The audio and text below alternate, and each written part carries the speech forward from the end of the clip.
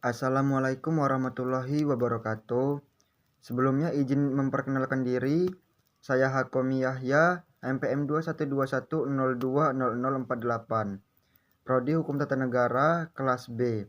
Tujuan video ini dibuat untuk memenuhi tugas filsafat hukum Islam dosen pengampu Bapak Dr. Hervin Yongki Pradikta MHI.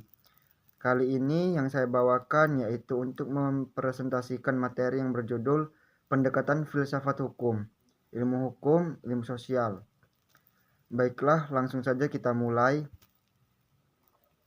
Pendekatan Filsafat Hukum, Ilmu Sosial. Yang pertama itu ada ilmu hukum. Beberapa pendapat mengatakan bahwa karena filsafat hukum merupakan bagian khusus dari filsafat pada umumnya, maka berarti filsafat hukum hanya mempelajari hukum secara khusus, sehingga hal-hal non-hukum menjadi tidak relevan dalam pengkajian filsafat hukum.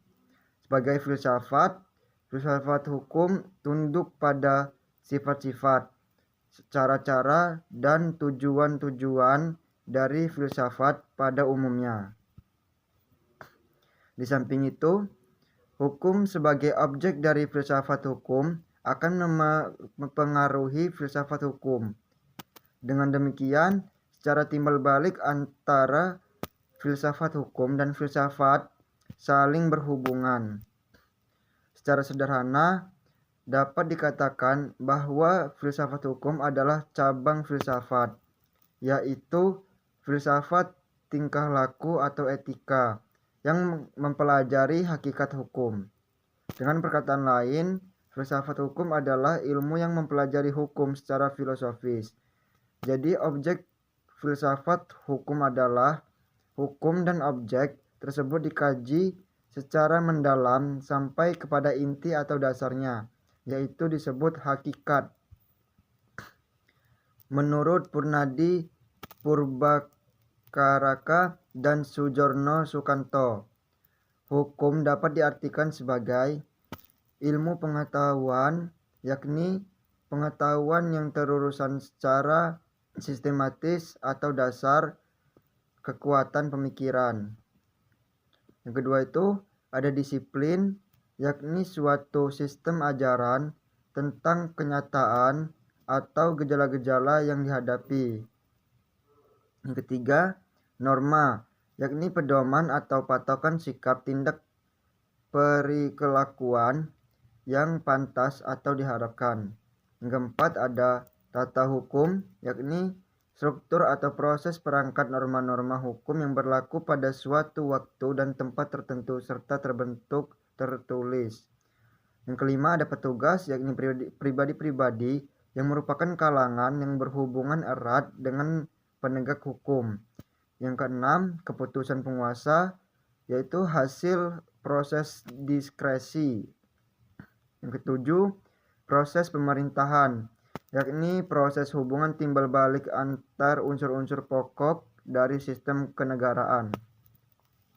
Yang kedelapan, ada sikap, tindak, ajak atau perilakuan yang teratur, yakni berperilakuan yang diulang-ulang dengan cara yang sama yang bertujuan untuk mencapai kedamaian.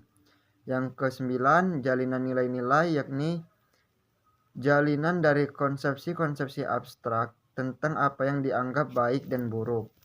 Yang selanjutnya itu ada ilmu filsafat sosial. Filsafat sosial merupakan cabang filsafat yang mempelajari persoalan kemasyarakatan secara kritis, radikal, dan komprehensif. Sejak Plato dan Aristoteles, kajian terhadap persoalan-persoalan kemasyarakat sudah menjadi objek penelitian tersendiri. Menurut Plato dan Aristoteles, susunan masyarakat mencerminkan susunan kosmos yang abadi. Manusia yang berkewajiban untuk menyesuaikan diri dengan susunan itu dan menaati demi keselamatannya. Kalau tidak, ia menghancurkan dirinya. Pada abad pertengahan, masyarakat Eropa masih memperlihatkan pada pola dasar yang sama. Hanya sekedar mengoreksi terhadap paham Plato dan Aristoteles, paham tentang otonomi kosmos diganti dengan bahwa kosmos tidak berdiri sendiri.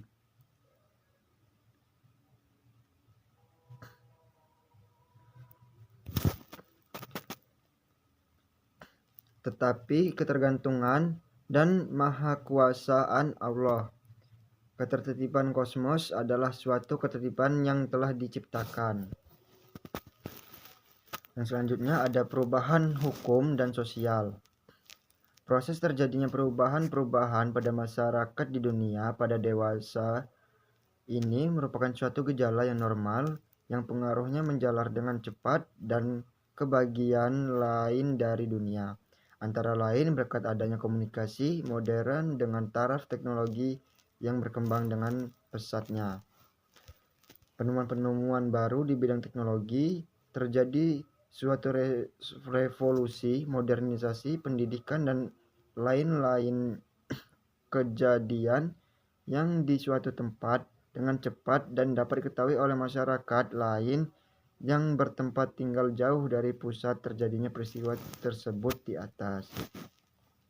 Perubahan-perubahan dalam masyarakat dapat mengenal nilai-nilai, kaidah-kaidah, pola-pola perilaku, organisasi, struktur lembaga-lembaga sosial, stratifikasi sosial, kekuasaan, interaksi sosial, dan lain sebagainya.